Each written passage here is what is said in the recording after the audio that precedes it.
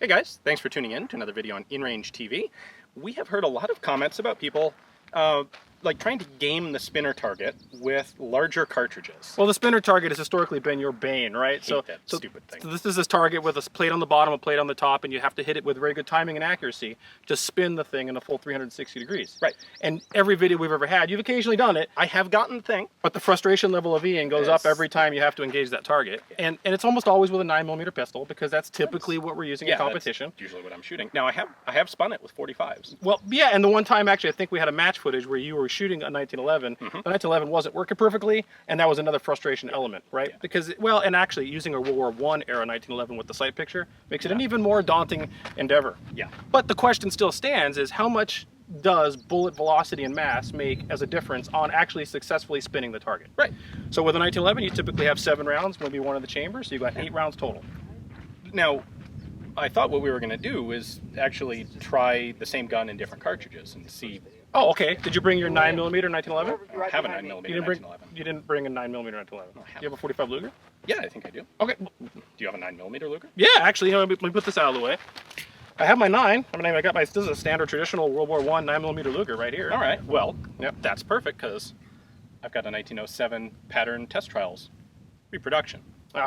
Reproduction. Now that's an interesting thing. So we're actually dealing with a bunch of World War I pistols here, right? You see the 1911 iconically was adopted as the definitive pistol for the United States military for a long time. Right. In 45 ACP. Although 45 then wasn't the same 45 ACP as now. Right. When they actually did the 1907 trials, they were using a cartridge that was about 1 millimeter shorter than today's standard 45 ACP. So the original 45 ACP Luger that was used in the trials actually wouldn't work with modern ammunition. Correct. Okay. And there were actually 2 of them that were made. Okay. Best I understand, they are both lost to the sands of time. Well, no, the Guns and Ammo had some article once about the $1 million gun, which was one of those, So right? there are 45 caliber Lugers out there because DWM made them for more than just the United States. There were some South American countries that used 45 auto or were interested in it, and they tried them. Not a lot, but there are a couple of guns out there. There are a couple, I believe there are 2 legit 45 caliber Lugers known in collections today. However, neither of them is an American trials gun. And the easiest way you can tell is actually by the grip angle. Okay. So it's hard, it's probably not visible from back there, but this is a 55.5 degree grip angle. That's 60. Oh, 5 degrees, that makes all the difference. 4.5. So 60 was the standard pattern Okay. for 7.65 Luger and 9mm Luger.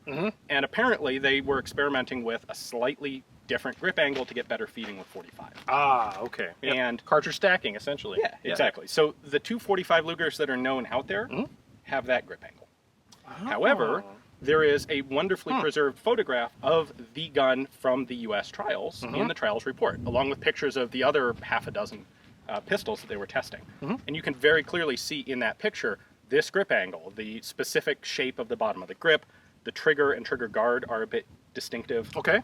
All of those features are what Lugerman reproduced. In fact, I think he actually went from original 1907 pattern blueprints that were then basically adapted from modern CNC machining. So now this is interesting. The 45 ACP Luger did not get through the trials. The Correct. 1911 was the selected pistol. Do you know why? Was there something awry? The biggest single thing seems to have been ammo, actually. The 1911 was it was more tolerant of bad ammo. Yeah. And the Frankfurt Arsenal ammo that was used in that trial was pretty bad ammo. A lot of the guns had problems with it. And that's something you have to consider in a wartime environment or wartime economy. If you're actually at war, the ability to have perfect quality ammunition all the time is a real issue. Yeah, Or but potentially a real issue. you got to know that had to just bug the crap out of Luger. Well, Because he went to all the work, sent over the pistol, and they sent over some of DWM's ammunition, Right. which was far better quality than Frankfurt Arsenal's, but tough cookies. almost sounds like the AR-15 adaptation thing, doesn't it? A little bit? Yeah, Yeah, it's a weird. little bit. But, you know, we have talked about the Luger quite a bit on InRange, and the reality is it is an ammunition-sensitive gun. Right. If you have the right ammo with your gun, it will run quite reliably. In fact, we proved that with the mud test. The gun ran in conditions it should not have, but as long as the ammunition's right. If the ammunition's not right, guess what? Yeah, Your Luger doesn't work. And clearing a malfunction drill on a Luger is a three-handed endeavor. So at any rate, that's not what we're here to talk about. What we are to talk about is, incredibly, there is now a real 45 ACP Luger on the market right now that you can technically go buy, right? Well, technically, if you have enough money. Okay. He's making a bunch of different models of it. This is the standard test trials pattern. Base price on this is $5,800. Woo! Yeah. Well, even a regular original Luger is not cheap. No, but it's not that expensive. No, that's about 5 to 6 times more the cost of Yeah. a traditional Luger. And then it goes up from there. He's got long barrel target models. He's got hunting carbines. He's got Doing the whole, full length carbines. the whole repertoire of the Luger catalog. 10mm auto Lugers. You got to do 10mm. That's the So- internet meme, right? Yeah, and the prices just kind of do that. But this is pretty much the iconic version. Yeah. So what we're going to do today, since we've got a 9mm Luger and a 45 ACP Luger, could this be the difference for you on that spinner target? Can I finally spin it? Let's find out. Do we start with the 9 or the 45? I think, what the hell? Let's have me start. You want to start first? Let's see if I can pull it All off. right, let's cut over to the spinner and see what happens. All right, Ian, so we have a spinner target at 13 yards, and you've got a 45 Luger, which is a unicorn. Why don't you load up and see if you can spin it without a timer, and we'll get to a timer later if we have success.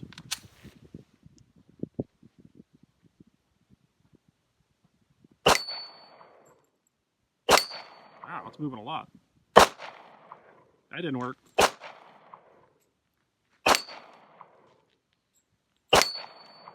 Oh! Over! All right, so 7 rounds. There's something to 45 ACP. Aw, that's pretty cool. First try, I really wasn't sure if I'd be able to pull that off. 1 mag. All right. Now it's up to you. Yeah, I'm gonna paint it, we'll get out the 9. All right. All right, so I got the 9mm one. I got 1 extra round than you, but a lot less energy. Let's see what happens.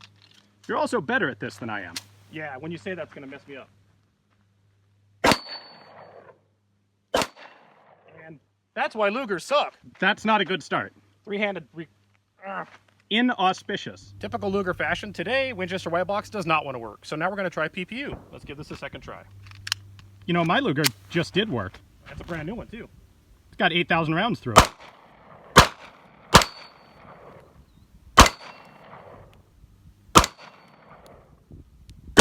There you go.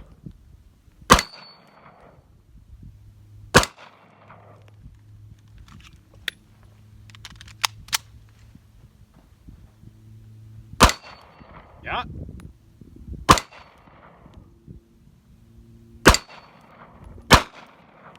One more. There you go. There it went. Took quite a few more rounds than the 45. I did have 2 misses on that, or maybe 3, but the reality is definitely a difference of energy on target with the 45. I think we should try this again. We should probably put it on the timer and actually try to accelerate ourselves, see if we can shoot the bottom and the top and go back and forth proper spinner style. All right, this is for realsies, on the clock. Everything gets worse on the clock. All right, are you ready for the beep of fail? I am.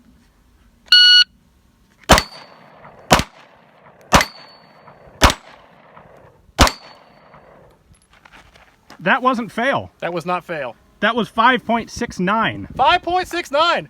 Your turn with a 45. Oh boy.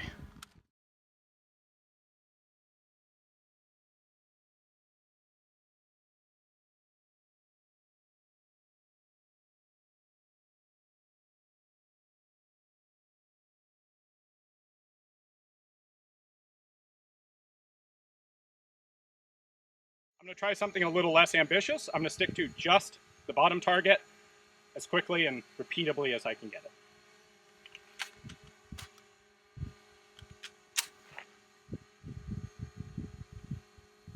Ready? Stand by.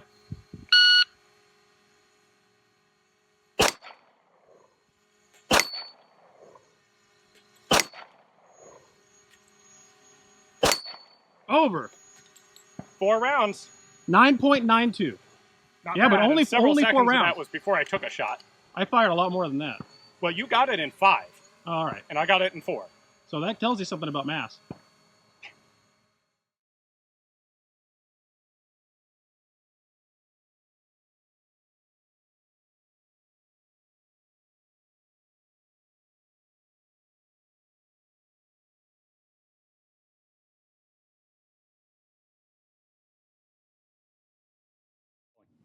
All right, guys, so we're going to have Ian try to spin the spinner with the 9mm Luger, which I don't know if you could tell, but I did pretty well with it, but I had a couple runs that were not optimal. This is challenging. Yeah, people didn't see the bad runs on camera. They only saw that amazing 5-second run. The magic of movie making. So at any rate, what we're going to do is give Ian a special weapon from the end of World War I. Yeah, because I'm going to need it. At the end, the Germans were trying to find anything they could do to break the stalemate in the trenches. And they came up with this. This is a 32-round Snail drum, the Trommel mag.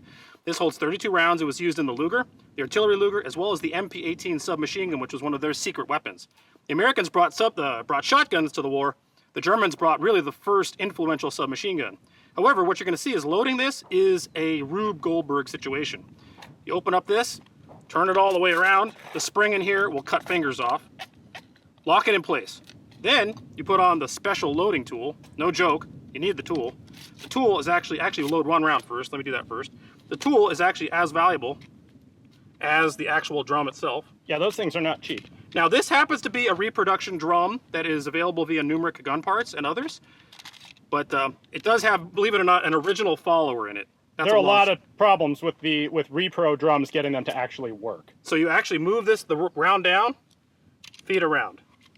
Round down, feet around. This is not something you did, let's say, in a high stress situation. These were loaded preemptively and proactively, and they came in boxes, and they'd be there ready for the guys, and they'd have a couple of them on them.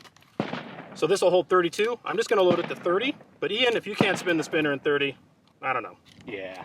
So Hopefully I can. let's keep going here. As you can see, this is a slow and tedious process. If this doesn't work, we'll have to come back with the artillery Luger and it's stock. Yeah, that was another thing they tried to do. They tried to take the regular Luger and add a stock to it and make it into a carbine for the artillery crews.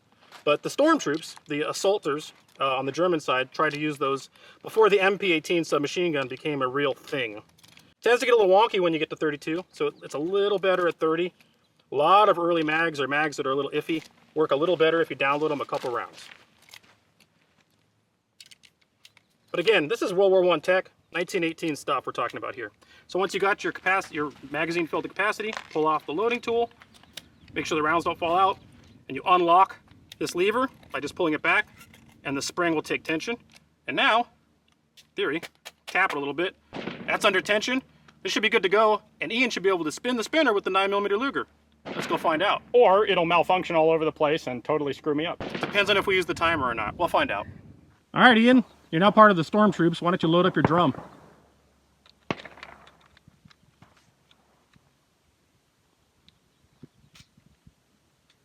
All right. Yeah, you're right. That'll go in a little bit past the mag catch. In-seat it, then tug. Yep. Yeah. Should be in now. Run the action. All right, you're hot. Low ready. Ready. Stand by.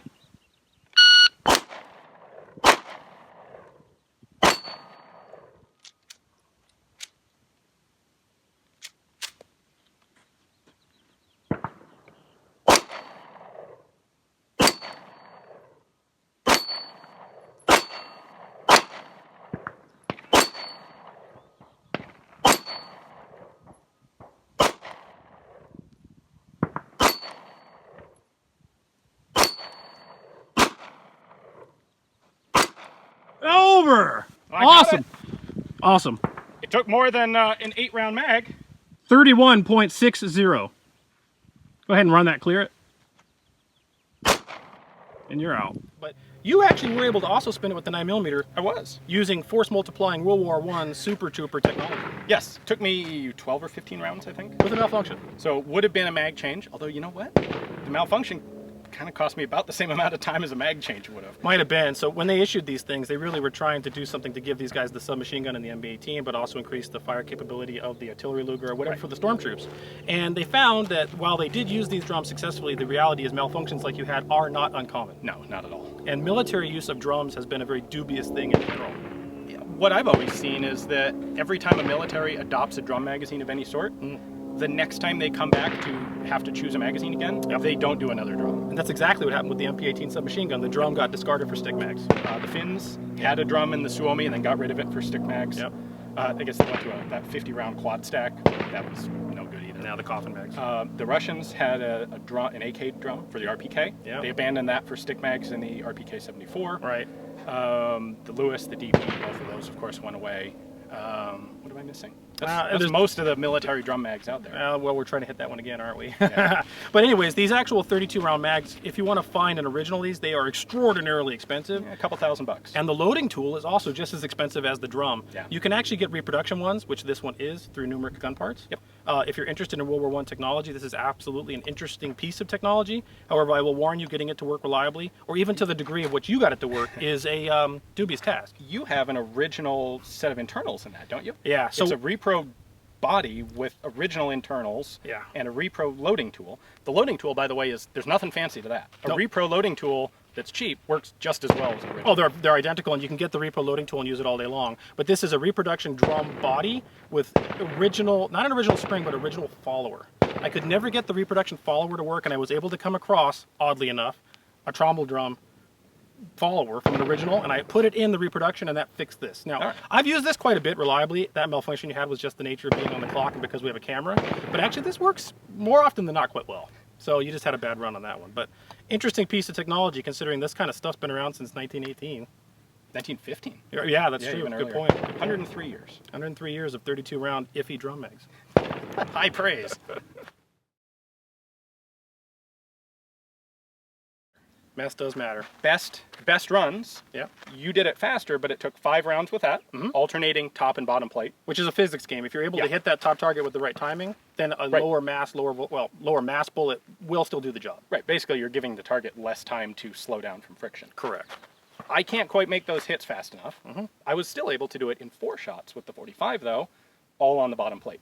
So I suspect if I'd been able to hit top, bottom, top, probably could have gotten it in 3. We came to find out that I couldn't make hits with that at all. Not because this gun isn't regulated, it absolutely is. In fact, off the clock I shot this, and this thing is shooting quite well, right to point of aim. Right, that's the problem. Exactly. It's shooting right to center of mass, right to point of aim. And most Lugers, especially the military ones, World War I, World War II, they have what you call a belt buckle hold. You aim down here to hit up here. That was just the concept of the time. So this gun, when I was shooting at this target, I was shooting below the actual plate for my point of aim. Right, which you've gotten pretty good at. I'm used to doing that. I'm very, very comfortable with a very low 6 o'clock hold. When you put on the timer and when you're on the clock and stress applies, you start reverting to whatever you're used to. And the sight picture on this gun and the sight picture on this gun are identical. And so what did I do? I held a low 6 o'clock hold with a center of mass hold gun. So I didn't do well. I would have to practice with this for a while to get used to the 45. Well, I'm pretty happy with it. However, the recoil impulse from that isn't that much more significant than the 9. I mean, there is, but not terrible. Grip's a little bigger. Yeah, Handles a little a differently. little more mass. But it's a 45. That's what you would expect. Well, I think we answered the question. Does a bigger bullet make a difference on the spinner target? Yes. I kind of suspected it would. So if you want a bigger bullet and you want to engage a spinner target with a 45 Luger, where do you do that? How do you do that? Lugerman.com and a big pile of money. A big pile. Big pile. Starting price $5,800. Okay, and if you want to do it with a 9mm Luger from World War I or World War II, you can go down to the local shop, get one that probably doesn't work, and work on it for a couple of years to make it work. Yep. Or you can find the local time-space wormhole, and send a letter to where? I believe the telegraph address is Parabellum. Parabellum. Yep. Okay. DWM. DWM. So send a letter to them through the time-space continuum. Maybe they'll be able to send it back to the wormhole. I don't know if that works. Alternatively, if they won't sell it to you, you could enlist in the U.S. Marine Corps, deploy to France, capture one. That's a 1917 gun right there. It is, yes. So they were around. That's how a lot of them came back into the U.S. War trophy. Yep. That's your other answer. Well, if you make it through. Yeah. Yeah, there are risks to that plan. That's a risky one. So I'll go with the time-space wormhole. What would you say? Safety not guaranteed? Safety not guaranteed. You know, actually, if you're really going after that war trophy in the Ardennes as a U.S. Marine, safety is probably your third concern. Yeah. So anyways, with that said, I think we have proven our point today, and we have seen a unicorn of an awesome 45 Luger brought back to the market by Lugerman. It's really quite cool. And we saw that you can do good work with a 9mm if you're lucky and or good. Mostly good. Yeah, whatever. Guys, thank you for tuning in. If you like this kind of content, please consider supporting us on Patreon. Patreon is what keeps this channel alive. We are entirely demonetized. We accept no money from YouTube or anyone else for that purpose. Really, that is you that keeps InRange a thing.